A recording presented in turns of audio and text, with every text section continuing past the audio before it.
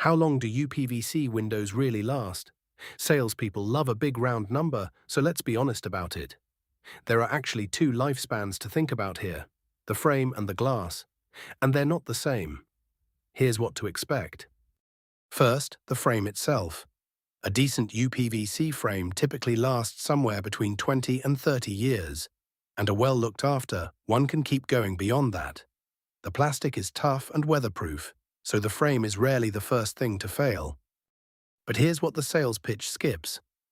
The sealed glass unit inside the frame usually fails first, often around 15 to 20 years, when its seal breaks down and it starts to mist up.